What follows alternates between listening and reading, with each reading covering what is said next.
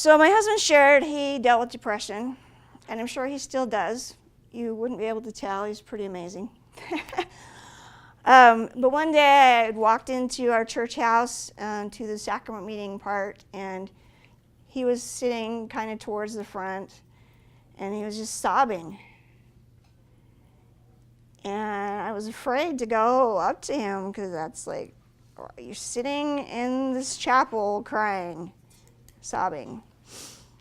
And so finally I went and I sat down by him, and I'm thinking, gee, did your mom die? I don't know if he'd cry that hard if his mom died. Speaking of mother-in-laws, but we love her. I could tell you some really...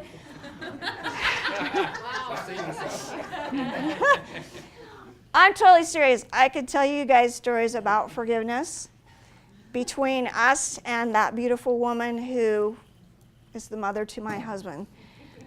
And we have an amazing relationship. We do. So I could go on with stories, but I won't. So my story right now is about my husband that's sobbing, and I'm like, why are you so distraught? And he had been put in as the leader, they call it the high priest quorum. And in this group of people, they have this big party every year for 7 other wards, so just a bunch of other old men and their wives like us, right? But he's in charge of it.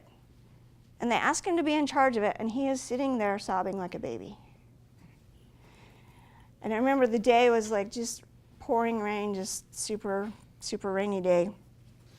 And he's just had this breakdown. So here he went from that to being able to help me for months to plan this event for you guys. And to stand up here and cry in front of you.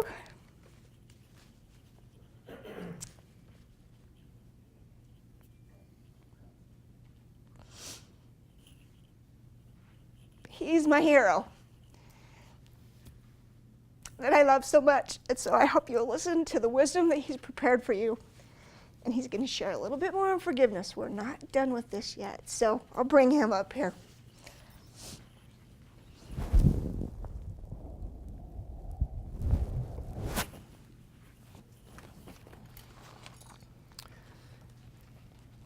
So obviously from that story she just told, I didn't know she was going to tell that story. I think maybe she told me in our planning. I forgot that detail. But you can tell from that how much I hate parties. There was other reasons for that episode, but that is another story. I just have a few thoughts, actually, about that topic of forgiveness. And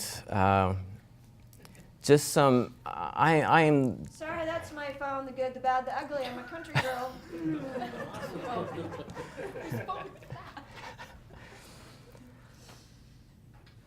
So just recently in my pondering and my reflective, I made some connections about forgiveness. And so I just want to share with you some of those connections that I made about that topic. And maybe you've already made these connections, but I just want to share with you what I have found. So forgiveness isn't really about between two people. It's between an individual and God. I know that we're supposed to be forgiving each other, and that makes it sound like it's between us. But there's a deeper level that really the forgiveness is just about between you and God. It might be comforting to know that my spouse doesn't hold whatever, XYZ, against me. It might be comforting for me to know that, but it isn't critical. What matters is to know that God doesn't hold that against me. So that knowing, that faith, that belief that God has already forgiven me, that should be all the peace and comfort that I need. So if someone else doesn't forgive me, that's not really my problem. See, I don't need someone to forgive me. They don't forgive me so that I can feel better. They forgive me so that they can feel better.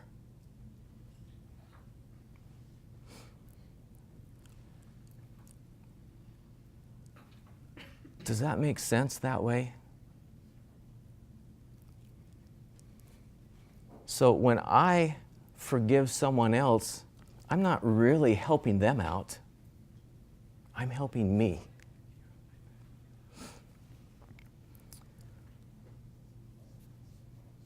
A myth about forgiveness is that when we forgive someone, we are excusing them or condoning them for what they've done. That's not what forgiveness does. We don't have, really, that ability. There's only one that has power and authority to forgive. There's only one. And that's none of us. So forgiving another person doesn't excuse them or set them free. It sets you free. So we all seem to we kind of suffer the effects of mistakes, right? Our mistakes, other people's mistakes, they kind of affect our lives. If we want to get rid of the effects of mistakes in our lives, we forgive. We seek God's forgiveness to be free from the effects of our own mistakes. We forgive, we extend forgiveness to be free from the effects of everyone else's mistakes. Raise your hand if that makes sense. So the biggest mistake that all of us make is not forgiving. And don't fall for that lie that they don't deserve it. Because if you're waiting for someone to deserve your forgiveness, it'll never happen. Because for all of us, the only thing we deserve is justice. And justice requires that we're condemned and pay for our mistakes. That's justice. None of us want to be in that boat. So what about the question, well, doesn't that person over there need to be sorry before I can forgive them?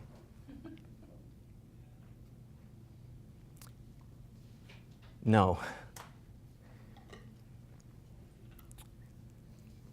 Isn't sorry what qualifies us for forgiveness?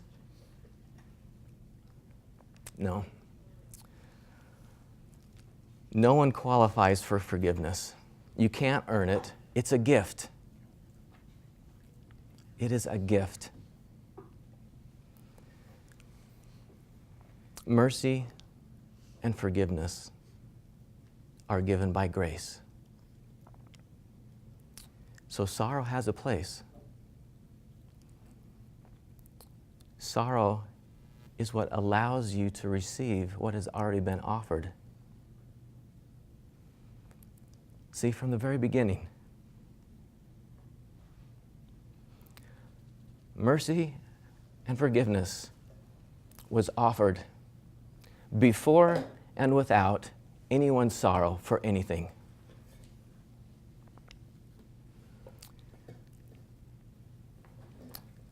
Sorrow can be a part of that balm. When you apply it to the wounds, that will help allow that cleansing and that healing and that purifying that forgiveness can bring.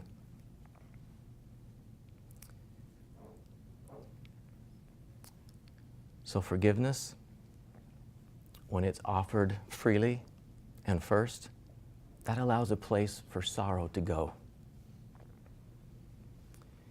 And when you understand where the principle of forgiveness all comes from, when you are choosing to withhold forgiveness, you're denying your Savior. Did he not take upon him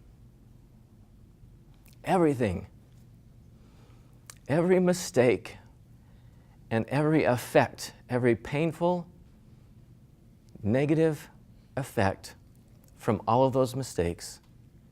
Did he not take that upon him so that we wouldn't have to suffer that? His role is to suffer, not yours. Your role is to forgive.